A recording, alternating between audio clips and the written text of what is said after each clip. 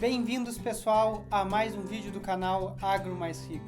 E essa semana nós vamos falar dos 4 pilares da organização financeira no negócio rural.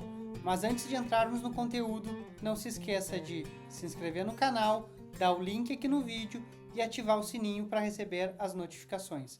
Vamos para o vídeo? Assim como na semana passada nós falávamos dos 4 pilares da organização familiar, seria impossível passar essa semana sem ser falando sobre os pilares da organização financeira. E eu considero basicamente 4 pilares.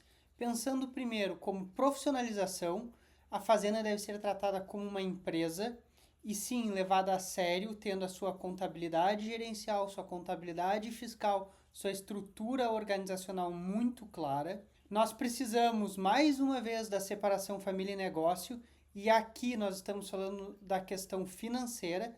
Caixa único é um problema. Ele é um problema familiar e ele é um problema financeiro dentro do negócio. Nós precisamos, sim ou sim, separar essas contas. Nós precisamos de um bom planejamento e alinhar as operações e o financeiro é primordial. Os dois precisam conversar a mesma língua.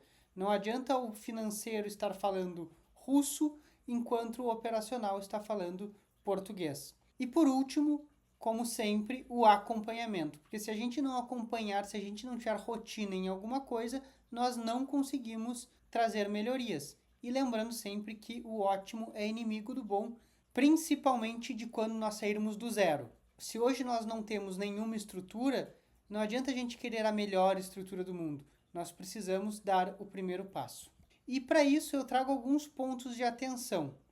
Antes de fazer qualquer coisa, não se compare sem antes se conhecer.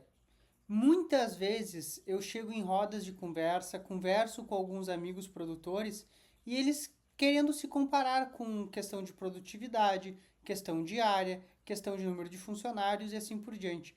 Mas se eu não conheço os meus próprios números do negócio, como é que eu vou comparar, mesmo empiricamente, com outros produtores? Eu preciso ter muito claro qual é minha posição de ativo, minha posição de passivo, qual é meu patrimônio líquido e conhecer as dívidas do meu negócio e a capacidade de pagamento delas. Então, não se comparar já é uma grande vitória. O segundo ponto é ser muito realista no planejamento. Trabalhe com a realidade. É melhor ter surpresa boa. Esses dias eu estava conversando com um grupo de produtores e eu perguntei para um deles, qual é o preço da soja que vocês estão esperando para março de 2026? E ele prontamente me respondeu, R$ 130. Eu perguntei, quanto é que está hoje no mercado? Ele falou, 120. Então, se eu jogo esse 130 no meu fluxo de caixa projetado, no meu planejamento, e chega lá na frente e eu tenho um preço de 115 ou 120, eu vou ter uma surpresa ruim e aí eu vou me frustrar.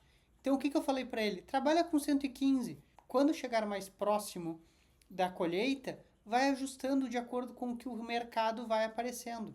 Não adianta a gente querer colocar o valor que nós queremos vender quando o mercado hoje está numa realidade completamente diferente. E por último, tomem muito cuidado do fluxo de caixa. Ele é a ferramenta mais importante do seu negócio.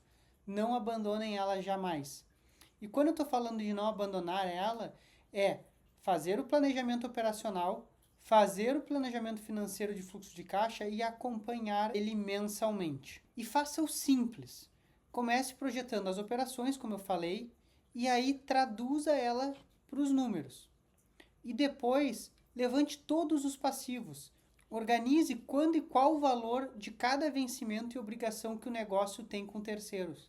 Muitas vezes a gente organiza toda a nossa operação e negligencia a estrutura dos passivos. E aí nós temos surpresas desagradáveis, como um vencimento de última hora ou a necessidade de uma tomada de crédito. E por último, acompanhe e revise mensalmente o seu fluxo de caixa orçado versus realizado. Thomas Jefferson dizia, jamais gaste seu dinheiro antes de você possuí-lo. Faça um bom planejamento. Realize e acompanhe qual é o seu saldo em caixa real. Planeje e acompanhe mensalmente as entradas e as saídas do seu negócio. E lembre-se, se você não tem nenhuma estrutura, o melhor passo é começar. Depois a gente vai estruturar de forma mais profissionalizada a estrutura. Mas é melhor ter, nem que seja, um fluxo de caixa num caderno do que não ter nada. Muito obrigado e encontro vocês na próxima semana.